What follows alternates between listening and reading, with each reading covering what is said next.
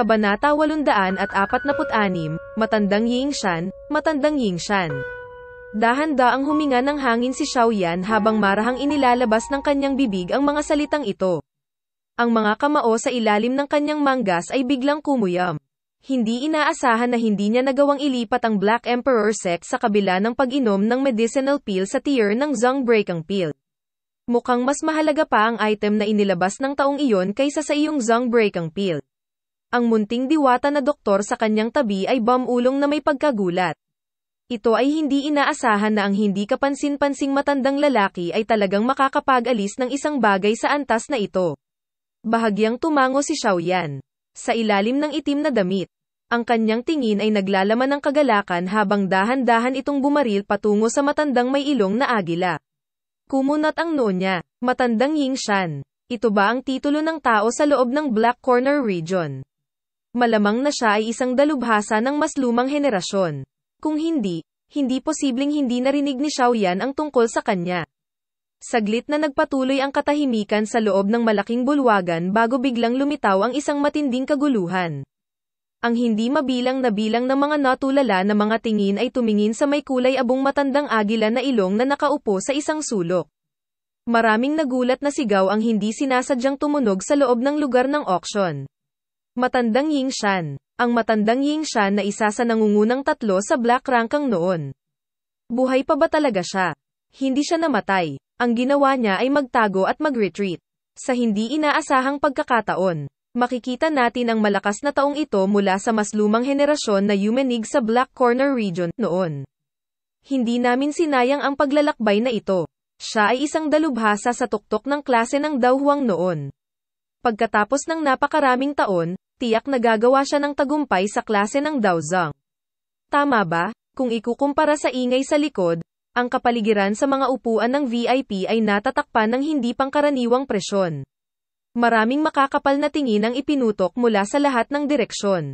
Agad silang nagtipon sa Matandang Yingshan. Bagamat ang huli ay may napakagandang reputasyon sa loob ng Black Corner Region. Sino mang kalaban ay hindi nila papansinin na may atraksyon ng Bodhisattva Body Transformation Saliva.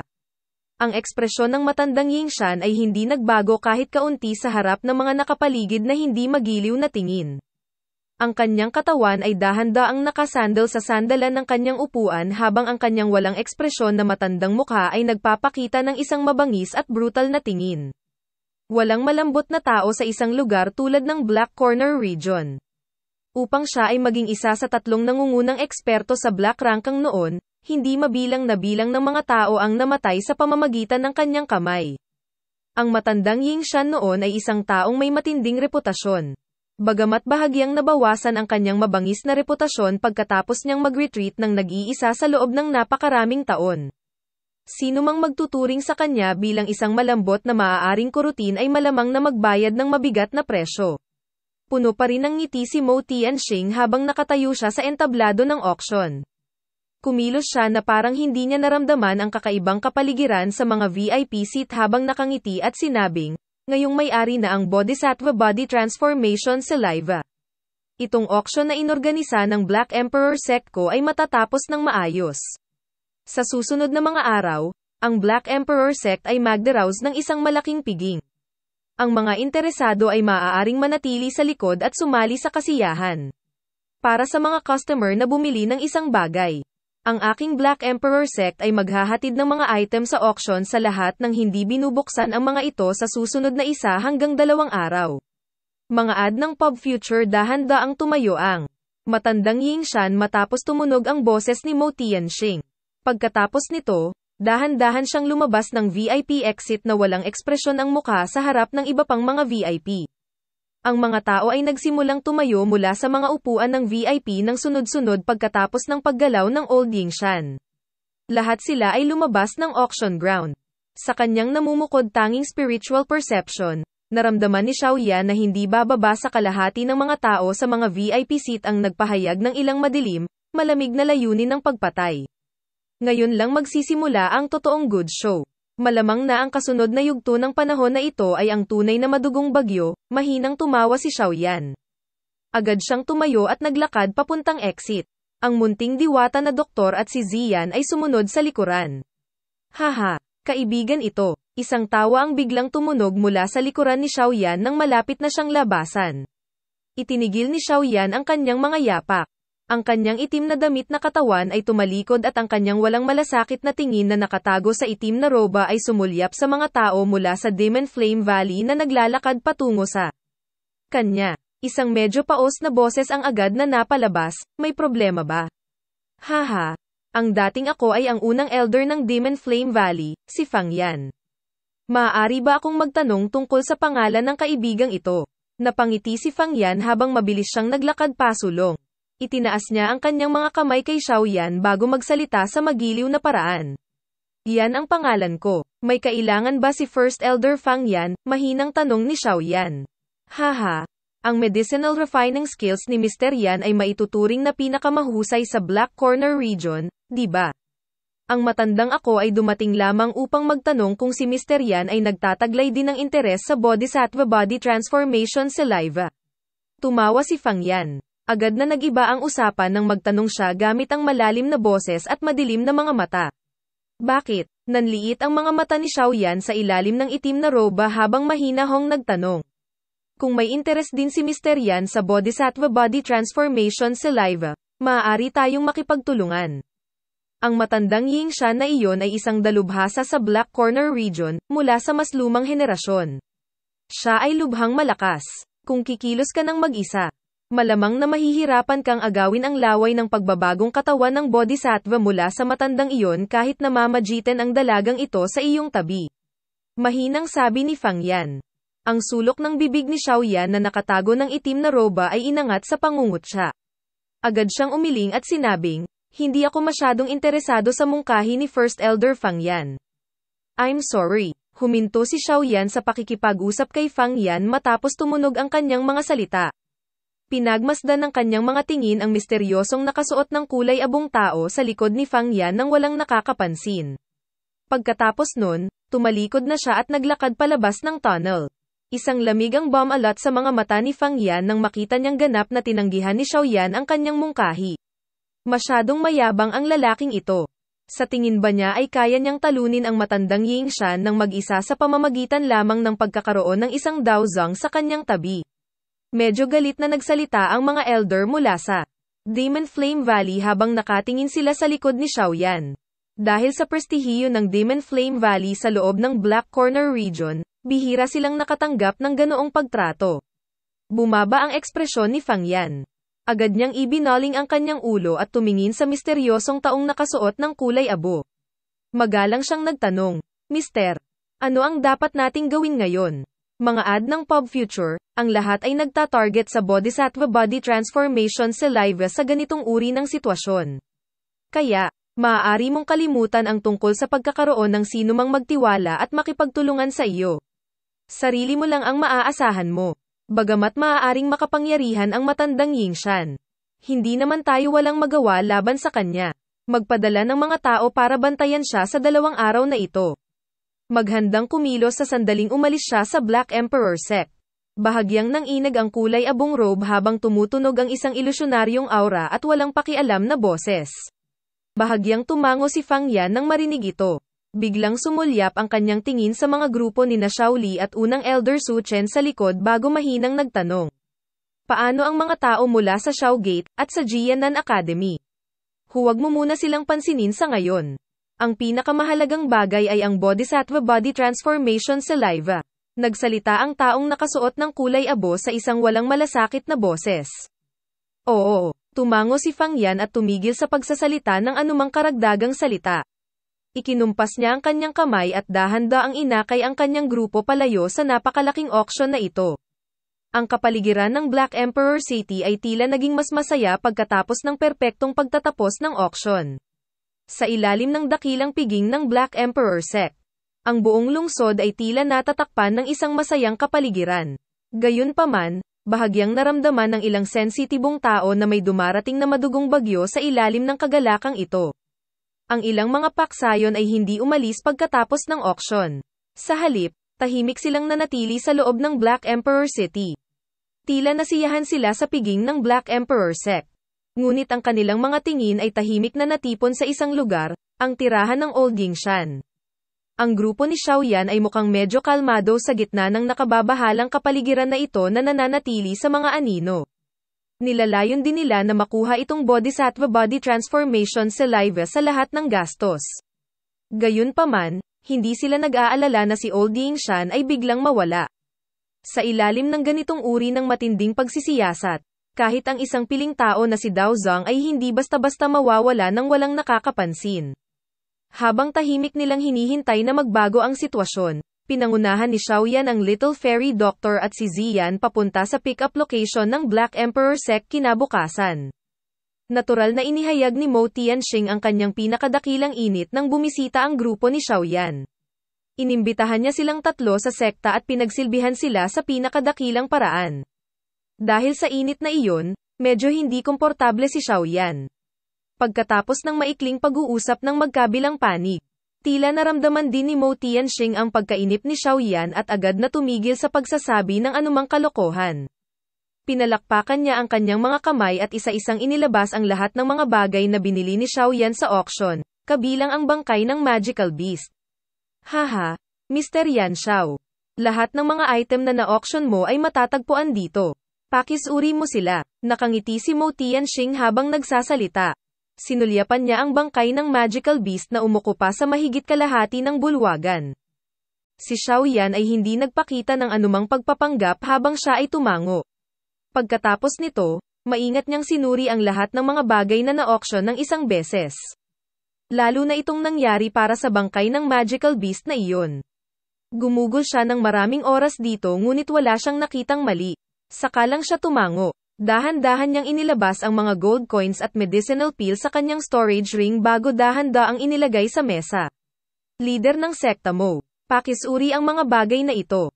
Sumulyap si Mo Tianxing bago iwinagayway ang kanyang malaking kamay habang nakangiti at sinabing, hindi na kailangang suriin. Ang dating ako ay nagtitiwala kay Mr. Yan Xiao. Napangiti ng mahina si Xiaoyan matapos marinig ito. Sinabi niya, kung ganoon, magpapaalam ako sa iyo. Tumalikod si Xiaoyan at umalis pagkatapos magsalita. Nagmamadaling humakbang si Mo Tianxing nang makita niya ito. Bahagya siyang tumawa. Mr. Yan Xiao. Mangyaring maghintay ng ilang sandali. Ano ito? Bahagyang kumunat ang kilay ni Xiaoyan. Tumalikod, at nagtanong. Haha, awkward nang umiti si Mo Tianxing. Agad niyang pinunasan ang kanyang mga kamay at sinabing, Mr. Yan Xiao. Maaaring magtanong itong matandang ito kung maaari kong ipagpalit ang Zhang Breakang pill na iyon sa iyong mga kamay. Agad na umangat ang sulok ng bibig ni Xiaoyan sa isang malamig na ngitinang. Marinig niya ito. Ang matandang ito ay talagang may iniisip tungkol sa Zhang Breakang pill na nasa kanya. Kabanata 847 tagpuan. Dahan-daang hinailan ng kamay ni Xiaoyan ang kulay itim na dawpang. Ang kanyang mga tingin ay marahan na naalis sa tuyong ngiti sa mukha ni Mo Tianxing. Ang kanyang tono ay kalmado habang nagtatanong, Sect Leader Mo, hindi mo ba minamaliit ang Zhang Breakang pill? Hindi mapigilan ni Mo Tianxing na mapangiti nang marinig niya ito. Alam niyang may sama pa rin si Xiaoyan sa kanya tungkol sa bagay na iyon sa auction ground. Sa isang mapait na ngiti, sinabi niya, Mr. Yan Xiao. Ang dating ako ay walang magawa sa ganitong paraan. Ang ganitong bagay ay karaniwang tinatalakay sa mga matatanda sa sekta. Iginiit nila na ang bagay na ibinigay ni Old Yingshan ay mas angkop para sa ating Black Emperor Sect. Ang dating ako ay hindi maaaring ipilit ang sarili kong paraan. Walang tiwala si Xiaoyan tungkol sa dahilan ni Mo Tianxing. Sa posisyon ng huli sa loob ng Black Emperor Sect, karaniwang naabot niya ang yugto kung saan ang kanyang mga salita ay batas. Maging ang lahat ng karapatan ng mga elder na magsalita ay hindi maihahambing sa kanya. Kaya naman, ang mga salita niyang ito ay walang kahit katiting na anyo ng pagtitiwala. Siyempre, hindi alintana kung naniwala si Xiaoyan sa kanyang palusot, walang dahilan na kailangan niyang masangkot sa bagay na ito. Natural na hindi problema para kay Mo Tianxing ang maging interesado sa Zhang Breakang pill. Wala siyang kahit katiting na pagtutol kung ang huli ay maaaring kumuha ng isang bagay na interesado kay Xiaoyan bilang kapalit nito. Huwag mong sabihin sa akin na ang pinuno ng sekta na si Mo ay nakakapaglabas ng pangalawang laway ng pagbabago ng katawan ng Bodhisattva. Bahagyang tumawa si Xiaoyan. Ang ngiti sa mukha ni Mo Tianxing ay tumigas nang marinig niya ito. Siya kaagad at walang magawang sumagot, Ano ang sinasabi ni Mr. Yan Xiao? Ang Bodhisattva Body Transformation Saliva na ito ay nag-iisa sa aking Black Emperor sect. Bukod dito, ang nag-iisang bahagi na ito ay malapit nang mapasakamay ni Old Yingshan. Ako ay kasalukuyang interesado lamang sa Bodhisattva Body Transformation Saliva. Tungkol sa iba pang mga bagay. Umiling si Xiaoyan na may kalmadong tono. Mr. Xiaoyan, lagi nating mapag-uusapan ang paraan. Bakit hindi ka binibigyan ng aking Black Emperor sect ng mga sangkap na panggamot at hilingin kay Mister na tumulong sa pagpino ng isa pang Zong Breakang Pill? Hindi alintana kung gaano karami ang matagumpay mong napino. Ayos lang basta bigyan mo ng isa ang Black Emperor sect ko. Ang natitira ay magiging iyo. Anong masasabi mo? Nagmamadaling tanong ni Mo Tianxing. Kalimutan mo na. Wala akong dagdag na oras para manatili sa Black Emperor sect para tulungan kang mag-refine ng mga table tasks. Agad naging malamig ang tono ni Xiaoyan nang marinig niya ito. Hindi niya ipinagpatuloy ang pakikipag-usap sa taong ito na walang integridad. Pagkatapos niyang ilapat ang kanyang mga kamay, umalis siya kasama ang Little Fairy Doctor at Ziyan. Nagpalitan ng berde at puti ang ekspresyon ni Mo Tianxing habang nakatitig sa likuran ng tatlong grupo ng lalaki ni Xiaoyan. Ilang sandali pa, sa wakas ay sumilay sa kanyang mga mata ang kalungkutan. Ang kanyang kamay ay marahas na hamampas sa mesa, nagpakawalan ng isang mabangis na hangin. Ang lakas ng hangin ay nabasag ang matibay na mesa at naging pulbos. Leader ng sekta, hindi ba siya pumayag? Ang malakas na tunog na ipinadala mula sa malaking bulwagan ay naging sanhi ng dalawang figura ng tao na nagmamadaling pumasok mula sa likuran. Sila ay sina Qishan at Moya. Sa sandaling ito, maingat na inihahanda ng dalawang individual na ito ang kanilang mga katanungan. Madilim at solemn na ang ekspresyon ni Mo Tianxing habang tumetango siya. Malamig niyang sinabi, masyadong mayabang ang lalaking ito. Ang may Black Emperor sect ay handang magbigay ng mga sangkap na panggamot para sa kanya upang pinuhin ang Zong Breakang Pill. Ngunit uminom lamang ng isang Zong Breakang Pill sa huli. He would have everything to gain but he is actually still dissatisfied. Mga ad ng Pop Future, lahat ng kabataan na may kakayanan ay ganito. Masyado silang mayabang. Malamig na tumawa si Qishan. Pare, ano ang dapat nating gawin ngayon? Don't tell me ayaw natin ng Zong Breakang Pill na yan. Sumimangot si Moya at medyo nag-aalalang nagsalita. Alam niyang makikinabang sa kanya ang pagkakaroon ng Zong Breakang Pill na ito. Kapag nalampasan niya ang klase ng Dao Huang sa hinaharap, maaaring kailanganin niyang umasa sa bagay na ito. Kaya naman, medyo naging balisa siya ngayong bumagsak na ang negosasyon. Ano bang kinakabahan ka? Don't tell me na gusto mong agawin ito. Ang babaeng nakaputi sa tabi ng lalaking iyon ay hindi isang taong madaling masaktan. Kahit ako wala akong lubos na tiwala na matatalo siya. Saway ni Mo Tianxing. Si Moya ay hindi nang ahas na magbitaw ng isa pang salita matapos siyang pag-alitan ni Mo Tianxing. Gayunpaman, hindi man lang nabawasan ang pagkabalisa sa kanyang puso. Ano ang intensyon ng pinuno ng sekta? Tanong ni Qishan sa gilid. Maghintay tayo at bantayan ang sitwasyon. Sila ay malinaw na dumating kasama ang Bodhisattva Body Transformation Saliva bilang kanilang target.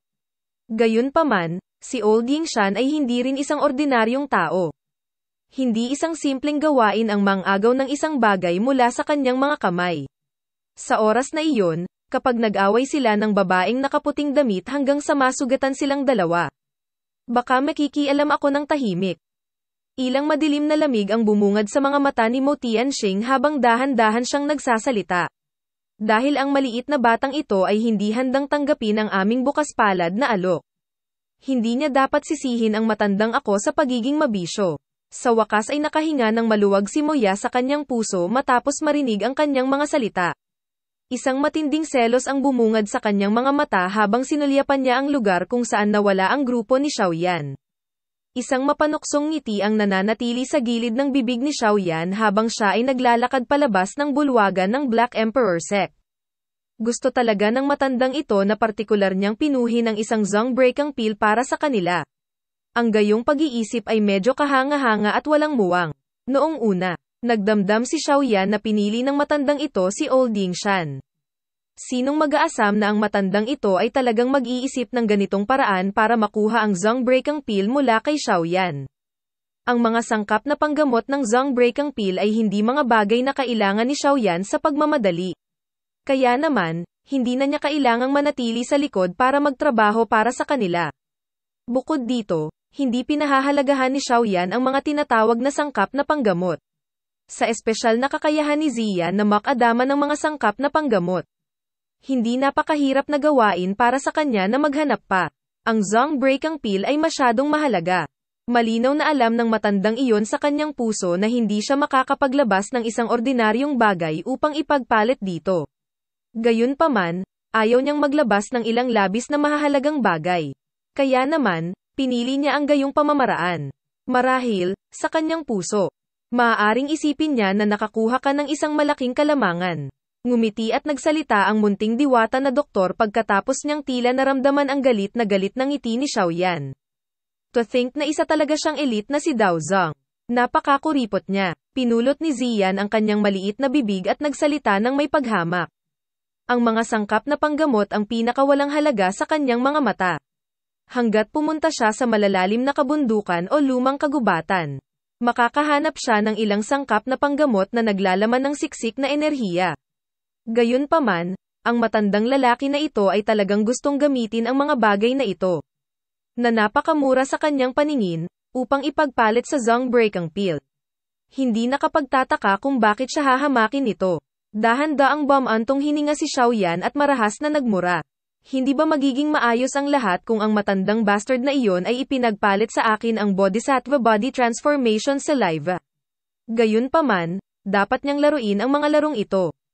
Napangiti ang Little Fairy Doctor nang marinig niyang nagmura si Xiaoyan sa ganitong paraan. Tila nagkaroon ng matinding sama ng loob si Xiaoyan kay Mo Tianxing dahil sa kabiguan niyang piliin ang Zong Breakang Pill sa auction. Gayunpaman, maiintindihan siya ng isa pagkatapos ng ilang pag-iisip.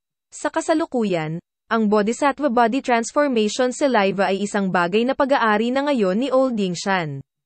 Magiging mahirap na agawin ito mula sa mga kamay ng isang elite na si Dao Zong.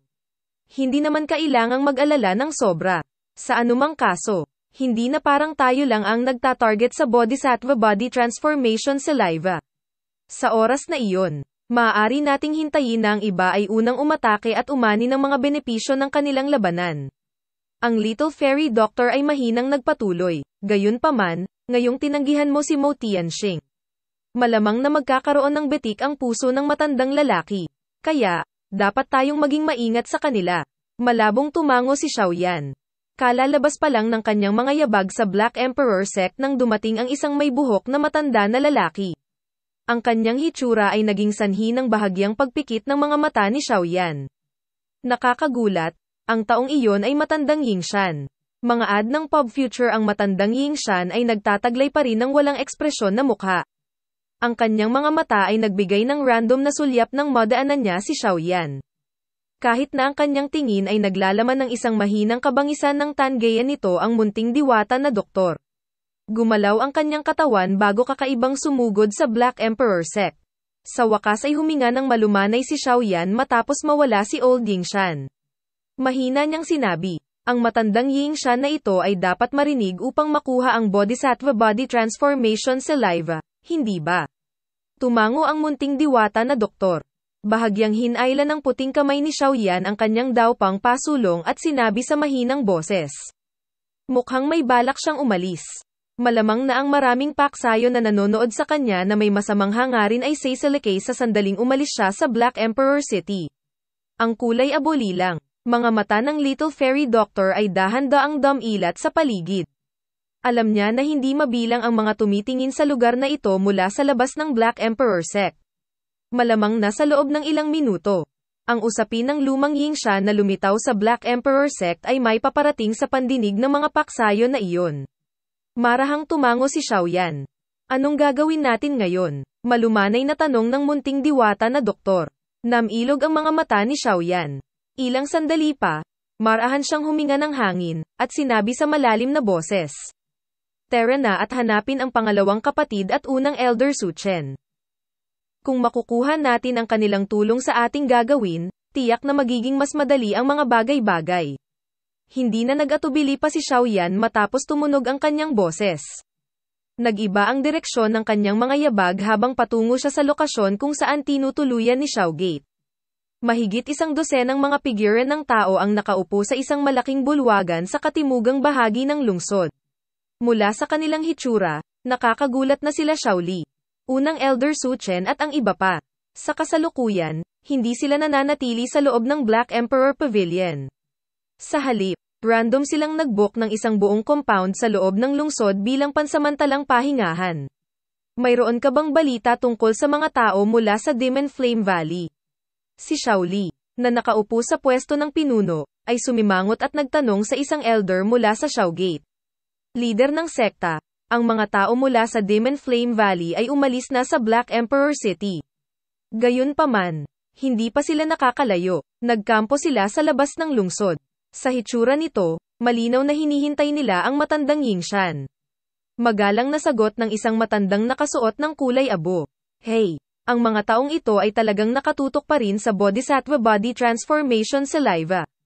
Agad na nagpakawala ng malamig na tawa si Shaoli nang marinig niya ito. Lumingon lang siya kay unang Elder Suchen sa kanyang tabi upang hingin ang opinyon ng huli nang biglang nagbago ang ekspresyon ng huli. Ang unang Elder Suchen ay biglang bumangon at biglang sumigaw. Sino ito? Nagulat ang lahat nang marinig nila ang boses ni Suchen. Pinagmasdan nila ang 3 figure ng tao na lumitaw sa pintuan na parang multo. 2 sa 3 figure ng tao ay nakabalot sa ilalim ng itim na damit. Ang tanging nagsiwalat ng kanyang hitsura ay ang babaeng nakaputing damit. Ang ekspresyon ni Shaoli ay lubhang nagbago nang makita niya ang biglaang pagsulpot ng 3 taong ito.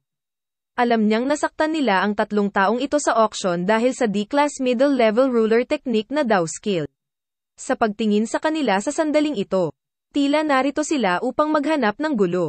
Ang mga eksperto mula sa Shaogate at Jianan Academy sa loob ng malaking bulwagan ay nagsimulang magpakita ng mga palatandaan ng kaguluhan dahil sa hitsura ng 3 taong ito. Lahat ng figure nila ay gumalaw sa isang iglap. Pagkatapos nito, tumakas sila sa likod ni Suchen. Malinaw na alam nilang lahat na kung sila ay hahakbang pasulong upang harapin ang isang elite na si Dao Zhang, mamamatay lamang sila ng walang kaunting pakinabang.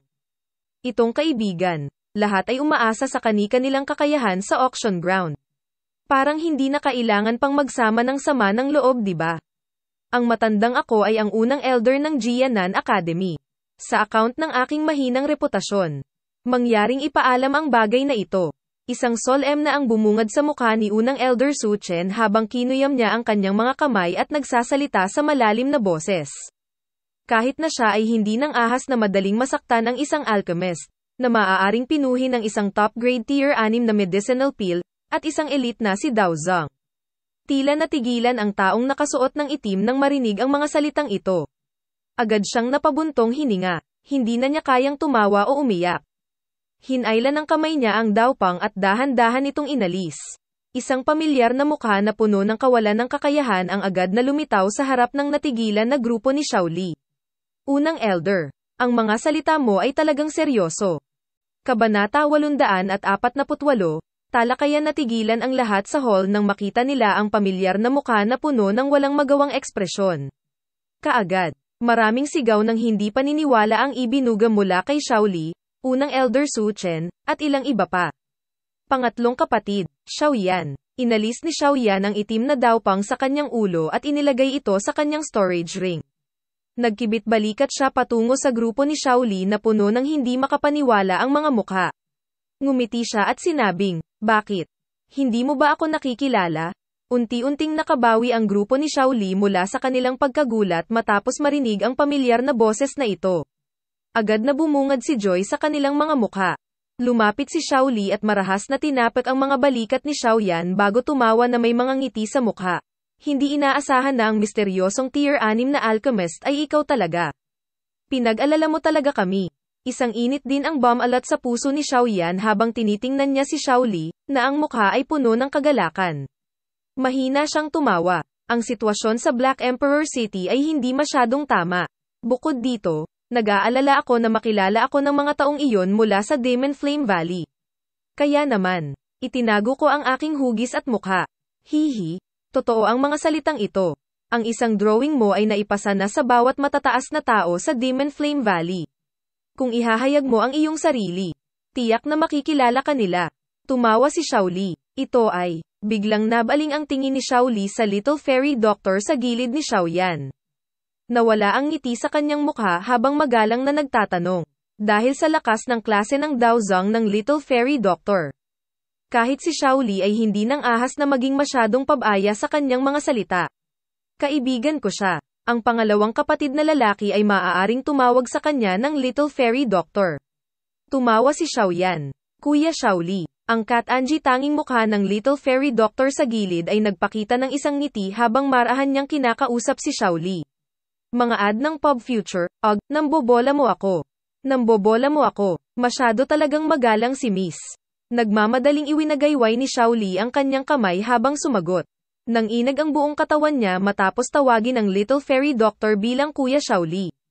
Noong nasa Black Emperor Pavilion sila noon, personal niyang naramdaman ang matinding pagpatay na bomb alat sa katawan niya. Natural na alam niya na sa kabila ng ethereal at moving appearance ng babaeng ito, siguradong isa itong bisyo kapag umatake. Bukod dito, ito ang kauna-unahang pagkakataon sa kanyang buhay na hinarap siya ng magalang ng isang elite na si Daozang. Kaya naman, tila naguguluhan ang kanyang puso. Si Xiaoyan ay nagulat din sa paraan ng address ng Little Fairy Doctor. Bahagyang nagulat ang mga tingin nito habang nakatingin sa kanya. Talaga bang nakausap niya ang isang tao sa ganitong paraan dahil sa kanyang karakter? Ang Little Fairy Doctor ay kumilos na parang hindi niya nakita ang nagulat na tingin ni Xiaoyan habang may ngiti sa kanyang mukha. Nagmukha siyang mabait na babae mula sa Qingshan Town noon. Mukha siyang inosente, dahilan para makaramdam ng labis na pagkaakit sa kanya. Bulong ni Xiaoli sa kanyang puso habang nakatingin sa dalawang tao. Natural na alam niya na ang babaeng ito, na ang buhok ay kasing puti ng nyebe, ay magalang sa kanya dahil kay Xiaoyan. Kaya naman, nagpakawala ng mapait na tawa ang kanyang puso. Ang pangatlong kapatid niya ba ay may malaking kaugnayan sa mga babae? Isa pa, hindi ordinaryong tao ang mga babaeng nasa tabi niya.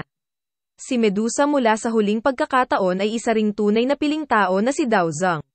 Sa pagkakataong ito, ang munting diwata na doktor na ito, na lumitaw mula sa kung saan, ay talagang isang elite na si Daozang na kahit ang unang elder na si Su Chen ay lubos na kinatatakutan. Bata, alam mo talaga kung paano bumalik sa Black Corner region. Habang si Xiaoli ay nagbubuntong hininga sa kanyang puso tungkol sa kung paano nagkaroon si Xiaoyan ng napakalaking kaugnayan sa mga babae. Si First Elder Su Chen ay nakarecover din mula sa ang kaninang pagkagulat niya. Nagdalawang hakbang pasulong at nagsalita na may kaunting hinanakit. Si Xiaoyan ay nagbigay ng isang nakakahiyang ngiti nang marinig niya ito. Nagmamadali niyang sinabi, "Unang Elder, patawarin mo sana ako. Sa orihinal, dapat ay bumiyahe ako ng mas maaga. Ngunit nagsagawa ako ng isang taon na pag-urong upang magtagumpay sa klase ng Dao Huang na nauwi sa pagkaantala sa paglalakbay na ito. Nakakapasok ka ba sa klase ng Dao Huang?" Agad na natigilan si Xiaoli nang marinig niya ang mga salita ni Xiaoyan. Tanong niya na may pagtataka sa boses. Bagamat alam niya na si Xiaoyan ay nasa tuktok na ng klase ng Dao Huang nang umalis siya noon, medyo mahirap lampasan ang hadlang na ito.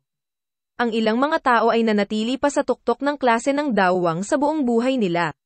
Gayunpaman, nagawa ni Xiaoyan na malampasan ang hadlang sa loob ng maikling isang taon. Ang bilis na ito ay natural na itinuturing na hindi karaniwang nakakatakot. Medyo nagulat din ang mga mata ni Su Chen sa gilid. Mula sa kakayahan ni Xiaoyan na pinuhin ang isang tier 6 na medicinal pill, nahulaan niya na maaaring nalagpasan na ni Xiaoyan ang hadlang na iyon. Gayunpaman, labis na nagulat pa rin ang kanyang puso matapos marinig ang sinabi ng taong pinag-uusapan ng malakas. Ang ganitong uri ng bilis ng pagsasanay ay maaaring isaalang-alang sa tuktok na nakita ni Su Chen pagkatapos ng maraming taon. Swerte lang ako, bahagyang ngumiti si Xiaoyan. Ang mga taong naroroon ay ang mga mapagkakatiwalaan niya.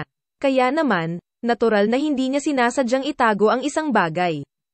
Haha, maliit na tao, ang iyong ginawa ay mabuti. Iba talaga ang paningin ni tatay. Sa simula pa lang, alam na niya na hindi ka ordinaryong tao.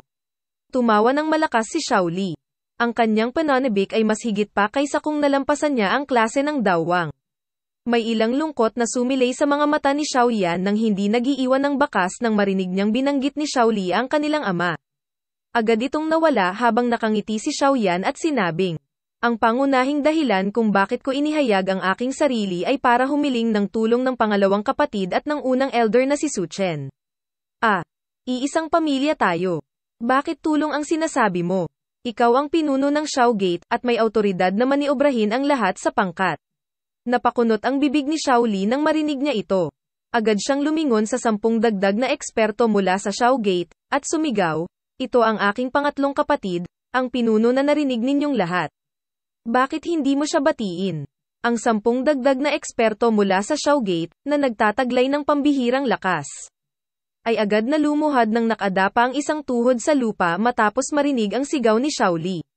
Magalang nilang sinabi, ang mga subordinate na ito ay bumabati sa pinuno.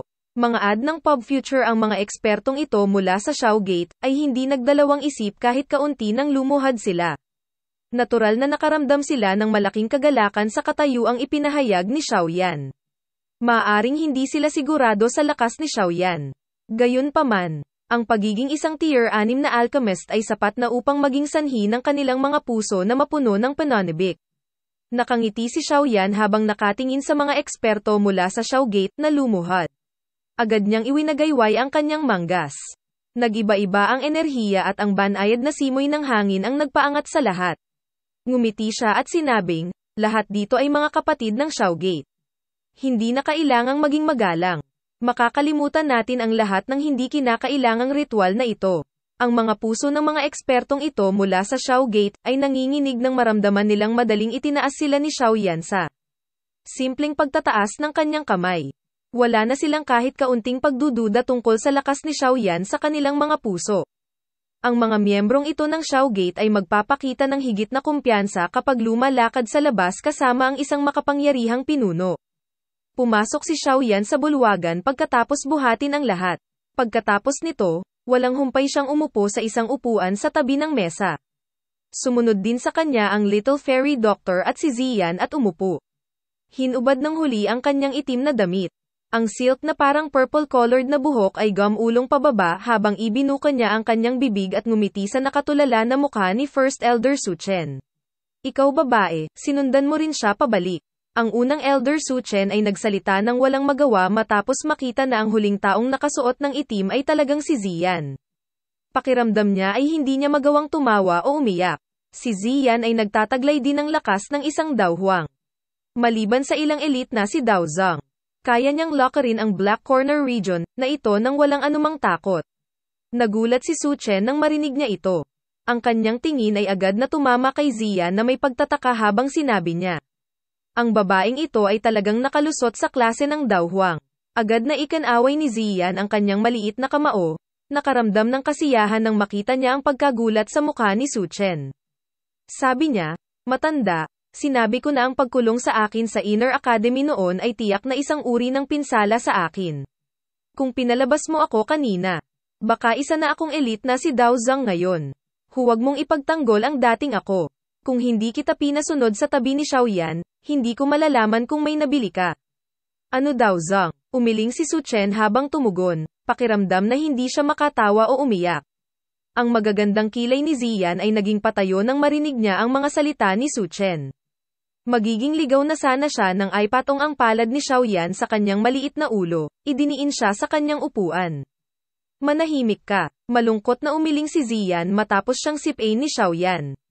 Nakaramdam siya ng matinding kaba habang nakahiga sa mesa. Ang kanyang mga mata ay marahas na nakatingin sa nakangiting si Suchen. Mukhang ikaw lang ang nakakakontrol sa pilyong babaeng ito. Naranasan ko ang mas tahimik na oras pagkatapos niyang umalis sa Inner Academy. Hindi na rin kailangang mag-alala ng Inner Academy kung kailan ito mawawala ng malaking halaga ng mga sangkap na panggamot. Mahina na tumawa si Suchen matapos makita si Ziyan na pinigilan ni Xiao Yan. Kaagad siyang tila may naalala habang nakatitig kay Xiaoyan at sinabing, tama. Dahil nakarating ka na sa Black Corner region, dapat kang mabilis na bumalik at dagdagan ang Heart Flame ng Blazing Sky Chi Refining Tower. Ang Blazing Sky Chi Refining Tower, na iyon ay nawala na ang epekto nito sa loob ng kalahating taon. Awkward na tumango si Xiaoyan nang marinig niya ito. Nagmamadali niyang sinabi, unang elder. Mangyaring makatiyak na babalik ako sa Inner Academy upang lagyang muli ang Heart Flame pagkatapos ng bagay na ito. Nang makita ito, huminga si Su Chen at naglabas ng isang matingkad na pulang scroll mula sa kanyang storage ring. Inihagis niya ito kay Xiaoyan at sinabing, kunin mo. Ito ang ruler technique na Dao skill na binili ng iyong pangalawang kapatid para sa iyo sa auction. Talagang handa siyang saktan ang isang elite na si Dao Zong para sa bagay na ito. Lumipat ang kanyang tingin sa Little Fairy Doctor sa tabi ni Xiaoyan nang magsalita siya hanggang sa puntong ito. Bumulong din siya sa kanyang puso, nagtatanong kung bakit ang mga babaeng kasama sa tabi ni Xiaoyan ay laging nagtataglay ng nakakatakot na lakas. Tinanggap ni Xiaoyan ang maliwanag na pulang scroll at naramdaman ang bahagyang init nito. Isang mainit na pakiramdam ang dumaloy sa kanyang puso. Noong panahong iyon, hindi alam ni Xiaoli ang kanilang pagkakakilanlan. Sa kabila nito, naglakas loob siyang mag-auction para sa ruler technique na ito na Dao skill. Sinadya ni Xiaoli na pataasin ng kaunti ang lakas ng Xiaoyan. Ang pagmamahal na ito ay yaong sa mga kapatid na may kaugnayan sa dugo. Huwag kang gagalaw sa wala. Ikaw ang pinakamahalagang tao sa aming Xiao clan. Sabi ni Kuya, lahat pwedeng mamatay kundi ikaw. Sa makatuwid, dapat kang mamuhay ng maayos at mabilis na maging malakas. Ito ay dahil ikaw lamang ang may kakayahang iligtas ang ama mula sa mapahamak na Hall of Souls. Napakunot ng noo si Xiaoli nang makita niyang nakatitig si Xiaoyan sa scroll. Ngumiti siya at nagpatuloy, let's fast proceed to talk about the important matter. Ano ang dahilan kung bakit ka pumunta at hanapin kami? Napangiti din si Xiaoyan nang marinig niya ito. Marahan siyang tumango at inilagay ang scroll sa kanyang storage ring. Pagkatapos mag-isip ng ilang sandali, ang kanyang mukha ay unti-unting naging solemn na habang ang kanyang tingin ay dumapo kina Xiaoli at Su Chen. Sinabi niya sa isang malambot at malalim na boses. Nais kong makuha ang Bodhisattva Body Transformation Saliva. Abangan ang susunod na kabanata. Maraming salamat. Paki-like, share at subscribe.